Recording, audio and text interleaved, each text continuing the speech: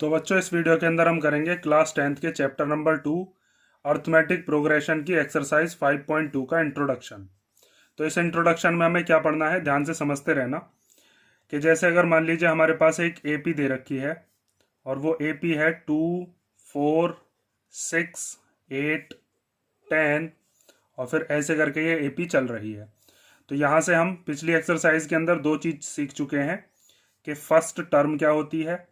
First term जिसको आप किससे डिनोट करते हो, ए से, वो क्या होती है, वो होगी पहली टर्म 2। और कॉमन डिफरेंस निकालना सीख गए हम। कॉमन डिफरेंस हम कैसे निकालते हैं? कॉमन डिफरेंस निकालने के लिए किन्हीं भी दो कंसेक्यूटिव टर्म्स का डिफरेंस निकाल लेते हैं। आगे वाली टर्म में से पहली वाली टर्म को माइनस कर लेते हैं। जैसे 4 में से 2 को माइनस कर देंगे, मीन्स A2 में से A1 को, सेकेंड टर्म में से फर्स्ट टर्म को। तो A2 में से जब A1 को माइनस करेंगे तो 4 माइनस 2 कितना आ जाएगा, 2। ये दो चीज तो हम सीख चुके हैं। अब इस एक्सरसाइज के अंदर हमें क्या सीखना है कि जैसे अगर मान लीजिए ये एपी दे रखी है और इस एपी में आपसे ये पूछा जाए कि आगे चल के कोई टर्म आएगी 50 वाले नंबर पर, A50। जैसे ये क्या है, ये A1 है, ये A2 है, ये A3, ये A4, ये A5। आगे A6 होगी, 7, 8, 9, 10, ऐसे चल के A50 क्या होगी। और आगे चल के आपसे ये पूछा गया कि बताइए A100 क्या होगा, मीन्स 100th टर्म क्या होगी और 50th टर्म क्या होगी। तो उसके लिए हम इतना लंबा तो करेंगे नहीं। जैसे अगर मान लीजिए यहाँ पर A6 है, कौन सी टर्म है, 6 नंबर वाली। तो अगर आपको 6 नंबर वाली टर्म निकालनी होती थी तो हम कैसे निकालते थे, फिफ्थ वाली टर्म में डिफरेंस को प्लस कर दो, क्योंकि अगली टर्म क्या प्लस करके मिल रही है, डिफरेंस प्लस करके मिलेगी। 2 में डिफरेंस प्लस कर दिया तो 4 आ गया, फिर 4 में 2 डिफरेंस प्लस कर दिया तो 6 आ गया, 6 में 2 प्लस कर दिया तो 8। तो इस डिफरेंस को हम प्लस करते रहते थे, जिसको आप फिक्स नंबर भी कहते थे। तो फिफ्थ टर्म यहाँ पर कितनी है, 10, और डिफरेंस कितना है, वो है 2। तो ये कितनी आ गई थी हमारे पास, 12।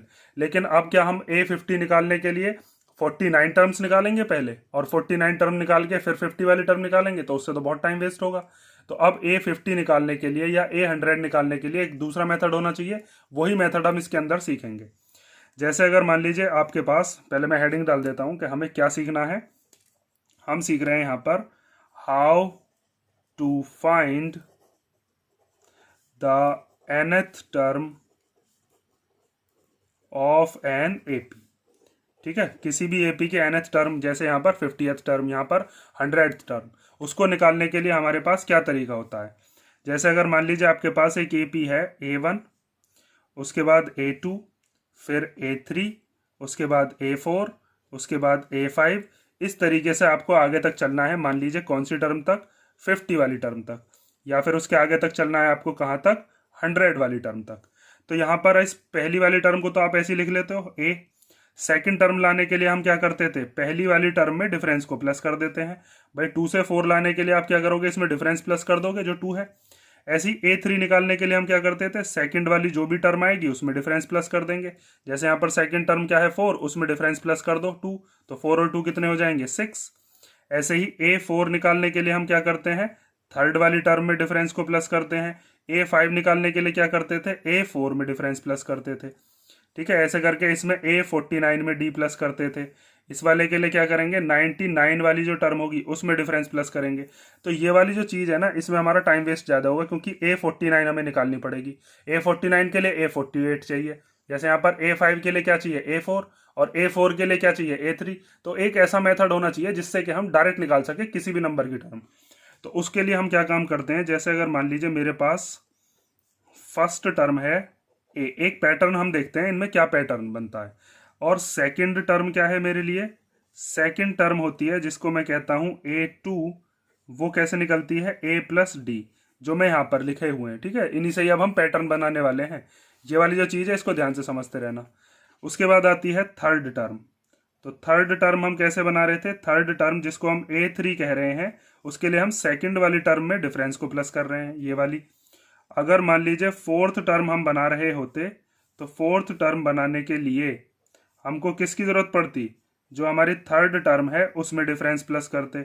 और अगर हमें फिफ्थ टर्म बनानी है, तो फिफ्थ टर्म बनाने के लिए हमें क्या करना पड़ेगा, फोर्थ वाली टर्म में डिफरेंस प्लस करना पड़ेगा। अगर आप इतनी चीज़ समझ गए तो बस इसी से ही अब हम फॉर्मूला बनाने वाले हैं। जैसे इस चीज़ पर ध्यान दो, यहाँ पर A2 है, क्या है, A2। तो A2 की वैल्यू क्या है, देखो A2 कितना है, A2 है A+D। तो इस वाले A2 की जगह पर हम क्या लिख सकते हैं, A+D। और एक डी ये वाला है, तो यहाँ से हम क्या लिख सकते हैं, ये हो गया a प्लस 2d। ठीक है, आगे देखो, अगर जैसे यहाँ पर a3 है तो a3 अभी हमने निकाला है, वो क्या है, a3 हमारा a प्लस 2d। तो इस a3 की जगह पर हम क्या लिख सकते हैं, a प्लस 2d, और एक डी ये वाला है तो ये कितना हो गया, a प्लस 3d। अगर a4 है तो a4 के लिए हम ये वाली वैल्यू लिख सकते हैं, a4 कितना आया था हमारा, a प्लस 3d, और इसमें ये वाला d प्लस कर देंगे तो क्या हो जाएगा, a प्लस 4d। तो यहाँ से आपने एक पैटर्न ऑब्जर्व किया होगा कि जैसे अगर हमें फिफ्थ टर्म निकालनी होती है तो फिफ्थ टर्म निकालने के लिए हम क्या करते हैं, a प्लस 4d करते हैं। मीन जिस भी नंबर की हमें टर्म निकालनी होती है उसमें से एक नंबर कम होता है इधर, जैसे यहाँ पर 5 है तो यहाँ पर क्या है 4। यहाँ पर अगर हम फोर्थ टर्म निकाल रहे हैं तो यहाँ पर 3 डिफरेंस लेने पड़ते हैं। अगर हम थर्ड टर्म निकाल रहे हैं तो हमें 2 डिफरेंस लेने पड़ते हैं। क्यों लेने पड़ते हैं, जैसे अगर मान लीजिए यहाँ पर आपके पास सेकंड टर्म निकालने के लिए आपको कितना डिफरेंस लेना पड़ेगा, एक बार। और अगर मान लीजिए आपको यहाँ से और थर्ड टर्म निकालनी है तो कितने डिफरेंस लेने पड़ेंगे, एक डिफरेंस तो इन दोनों के बीच का हो जाएगा, एक डिफरेंस इनके बीच का। तो थर्ड टर्म निकालने के लिए हमें कितने डिफरेंस की जरूरत पड़ी, 2 डिफरेंस की। जैसे अगर यहाँ से लेकर और यहाँ तक आप आ रहे हो, 2 से लेकर और 10 तक, तो ये कौन से नंबर की टर्म है, फिफ्थ नंबर की। तो यहाँ तक आने के लिए आपको कितने डिफरेंस लेने पड़ेंगे, 1 2 3 और 4, 4 डिफरेंस हो गए ना। तो बस वही चीज़ है। अब आपको इससे फॉर्मूला बना लेना है। फॉर्मूला कैसे बनेगा, जैसे a प्लस, इस 4 को क्या लिख सकता हूं मैं, 5 माइनस 1 और इंटू डी। 5 माइनस 1 क्यों लिखा है, क्योंकि यहाँ पर फिफ्थ टर्म है, तो 5 में से 1 गया तो 4। ऐसे यहाँ पर हम a प्लस 3d है तो इसको हम क्या लिख सकते हैं, a प्लस 3 को क्या लिख लेते हैं, इस टर्म में से 1 माइनस कर लो, 4 माइनस 1 इंटू डी, क्योंकि जो भी यहाँ पर नंबर है उससे एक नंबर कम आ रहा है इधर। ऐसे ही अगर यहाँ पर a प्लस 2d है तो इसको हम क्या लिख सकते हैं, a plus 3 minus 1 into D. ऐसे यहाँ पर है a प्लस डी, तो इसको हम क्या लिख सकते हैं, जब यहाँ पर 2 है तो हम इसको लिख सकते हैं a प्लस, और यहाँ पर जैसे 3 माइनस 1 था, यहाँ पर 2 माइनस 1 इंटू डी। अब जब 2 में से 1 माइनस करेंगे तो कितना आएगा, 1, 1 की डी में मल्टीप्लाई करेंगे तो डी आएगा। इसको भी बना सकते हो, इसको क्या लिख सकते हो, a प्लस, ये कौन सी टर्म है, ये फर्स्ट नंबर की टर्म है, तो यहाँ पर हम लिख सकते हैं 1 माइनस 1 इंटू डी। 1 में से 1 माइनस होगा तो क्या हो जाएगा, 0, और 0 की जब डी में मल्टीप्लाई करोगे तो ये वाली चीज़ पूरी की पूरी खत्म, ये पूरा का पूरा खत्म हो जाएगा, और क्या बचेगा, बस a बचेगा, इसीलिए इसको बस a लिख रहे हैं। ठीक है, तो यहाँ से आपने जो चीज़ ऑब्जर्व करी है उससे हम फॉर्मूला लिख सकते हैं। क्या फॉर्मूला लिख सकते हैं कि अगर मुझे nth टर्म निकालनी है, कौन सी टर्म निकालनी है, nth। देखो मैं दूसरे पेज पर समझाता हूँ। अगर मुझे निकालनी है nth टर्म, तो nth टर्म का मतलब क्या है, मुझे निकालना है an। ठीक है, तो an निकालने के लिए क्या करूंगा मैं, a plus n minus 1 into D. जो भी नंबर यहाँ पर लेता हूँ उससे एक नंबर कम यहाँ पर लेते हैं डिफरेंस के आगे। जैसे यहाँ पर क्या लिया था, जब a3 निकाला था तो a प्लस 2d लिया था, जब a4 निकाला था तो a प्लस 3d लिया था, जब a5 निकाला था तो a प्लस 4d लिया था। तो जब an निकालेंगे तो फिर n में से एक कम कर देंगे, n माइनस 1। ठीक है, तो इसी फॉर्मूले के ऊपर आपकी पूरी की पूरी एक्सरसाइज डिपेंड करती है। इस फॉर्मूले के अंदर आपको कोई सी भी 3 चीज दे देगा। यहाँ पर 4 चीज है ना, a क्या है, a फर्स्ट टर्म होती है, d क्या है, d है कॉमन डिफरेंस, n क्या है, n है नंबर ऑफ टर्म्स, जिस भी नंबर ऑफ टर्म के बारे में बात कर रहा हो, और उस टर्म पर कौन सा नंबर होगा इसको निकालने के लिए हम an का यूज करेंगे। जैसे इस वाले क्वेश्चन में मैंने आपसे पूछा था कि a50 क्या होगा, तो आप अब सिंपल बता सकते हो कि a50 हम कैसे निकालेंगे, a प्लस 49d। तो वो a प्लस 49d कैसे आएगा, a ऐसे ही लिख लो, n की जगह पर क्या आ जाएगा 50, फिर माइनस 1 और इंटू डी। तो इसको हम लिख सकते हैं a प्लस 49d। अब हमको 48 नंबर वाली जो 49 नंबर वाली जो वो है टर्म, उसकी जरूरत ही नहीं है। सीधा सीधा हम क्या करेंगे, फर्स्ट टर्म हमको पता है वो कितनी है 2 प्लस 49, और डिफरेंस कितना है, डिफरेंस भी है अपने पास 2। तो यहाँ पर 49 की 2 में मल्टीप्लाई कर लो, कितना हो जाएगा 98, और 98 और 2 कितना हो गया 100। इसका मतलब यहाँ पर इस वाली एपी में 50वें नंबर पर 50th वाली जो टर्म है वो कौन सी होगी, 100 होगी। अगर मान लीजिए आपको a 100 निकालना है तो अब आप क्या करोगे, a प्लस 99d, और वो 99 कैसे आएगा, यहाँ पर n की जगह क्या वैल्यू दे रखी है हमें 100, तो 100 माइनस 1 कितना हो जाना है अब, a प्लस 100 माइनस 1 और इंटू डी। तो आप इसको क्या लिख सकते हो, a प्लस 99d, a की जगह पर 2 आ गया, फिर यहाँ 99 आ गया, d की जगह भी 2 आ गया। तो यहाँ पर 2 प्लस 99 की जब 2 में मल्टीप्लाई करेंगे तो 198, और 198 में 2 प्लस करेंगे तो 200।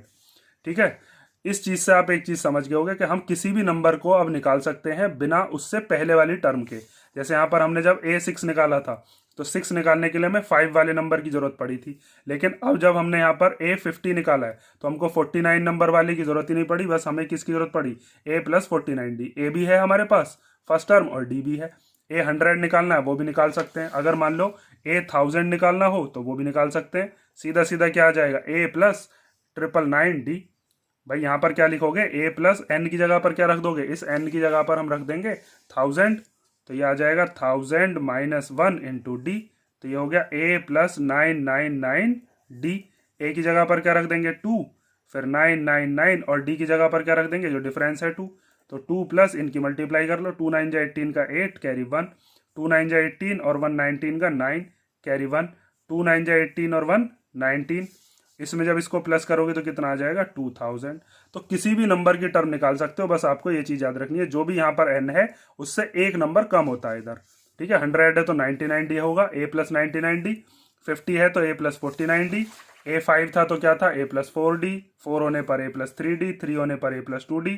A2 होने पर A प्लस D, और A तो होती है फर्स्ट वाली टर्म, ठीक है। इसी चीज के ऊपर हमारी पूरी की पूरी एक्सरसाइज है, बस आपको ये चीज याद रखनी है कि हमें कौन कौन सी चीज दे रखी है। यहाँ पर 4 चीज हैं, कभी A दे देगा, N दे देगा और D दे देगा, तो AN पूछ लेगा। इन चारों में से कोई सी भी 3 चीज हमें क्वेश्चन में गिवन होंगी या हम निकाल लेंगे, ठीक है। अब देखो इसी चीज के ऊपर बेस्ड हमें कुछ एग्जाम्पल्स दिए हैं, उन एग्जाम्पल्स को हम करेंगे नेक्स्ट वीडियो के अंदर। और इसमें अगर इंट्रोडक्शन में कोई डाउट हो तो आप कमेंट करके पूछ लेना, ठीक है।